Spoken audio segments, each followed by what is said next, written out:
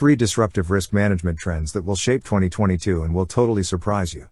When I set out to write this article, I thought to myself, top trends are boring because they are always too obvious and have been going on for years.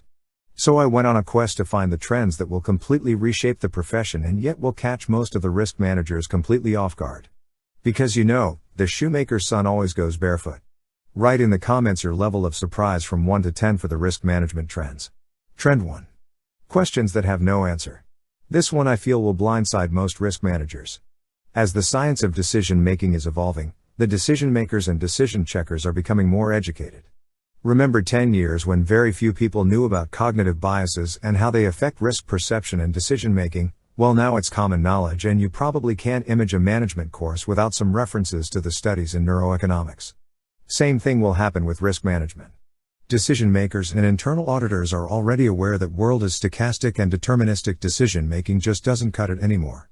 It never did, but let's pretend this is somehow news. So I predicts that it is only a matter of time before board members, decision makers and even internal auditors, ironic right, will start asking risk managers real questions. Questions like, what are expected losses and unexpected losses from a given risk/decision? How much does the company need to reserve for these risks? How much risk capital needs to be allocated to these risks? Which of the possible mitigations has the greatest effect on reducing the risk exposure? How fat is the tail of risk distribution and can it be insured/hedged? What is the probability of achieving the goal given the uncertainty? What assumptions are most volatile? How are risks correlated? Does this project reduce or increase the overall corporate risk exposure? How does this decision affect liquidity risk and covenants? What is the chance of positive cash flow? What is the chance of expected rate of return, etc.?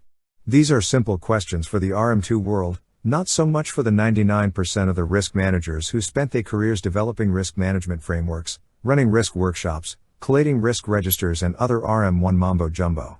The big trend I predict is that the demand for risk management will outgrow the supply. Educated decision makers will be asking real, complex, often mathematical questions, and most risk managers will have nothing to show for it. Unfortunately, can't answer any of the questions above with a heat map or even a risk register. Don't be blindsides, upskill your RM2 game. Trend 2. Back tests are going to destroy risk management faster than Chicxulub impactor.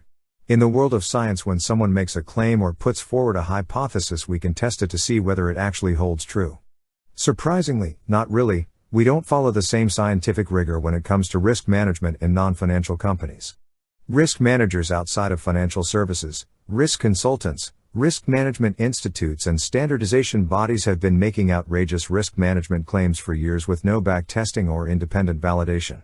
So many books by ex-CROs with no validation or back testing of the approaches they describe whatsoever, nothing but their word for it. Well, my prediction is that we are going to see much more scientific rigor in risk management next year. You want to use heat maps for your risk assessments? Fine, just show the management and the auditors how they perform during the back test. Are they better or worse than chance? Wait, what? They are worse than random risk ranking at predicting next big risks, then can't really use heat maps, can you? I expect auditors and boards to demand back tests on any risk analysis performed by the company.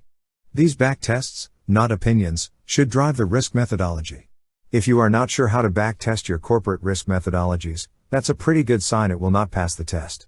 I also expect huge liability claims against consultants who were so shamelessly promoting RM1 to their clients for decades. Trend 3. Changing the way decisions are made and presented. By far the most common excuse I heard in 2021 was "this is way industry works" or "this is how we always did things." The big trend that I see includes changes beyond the risk management team. The first two trends were specific to the risk management profession. This one is about the application of risk analysis to business decision making. For example, supply chain. While it is now common to perform compliance and sanctions checks when accrediting new suppliers and even scoring suppliers based on some risk assessments, there is more opportunities for risk integration. Cheaper is not always better, and risk-adjusted pricing can be used during tenders to compare apples to apples. Insurance is another simple example. Most people assume that insurance decisions are risk-based. They are not. Insurance buying is an embarrassment, lack of quantitative risk analysis and over-reliance on brokers who are clueless about risk. And yet quantifying loss exceedance curves and comparing cost of transfer, premiums, to risk retention, deductibles, is the easiest thing a risk manager can do. I bet you intuitively feel that your company is overpaying for insurance, but let me assure you, You have no idea just how much and what huge savings are available while improving the quality of the coverage at the same time. Investment and M&A decisions have been historically made deterministically. It doesn't have to be that way. We have all the tools we need to make decisions stochastically. Etc., etc. One of the biggest trends I see for 2022 is stepping outside the normal risk management boundaries and changing how common business processes operate to make organizations risk-based. Were you surprised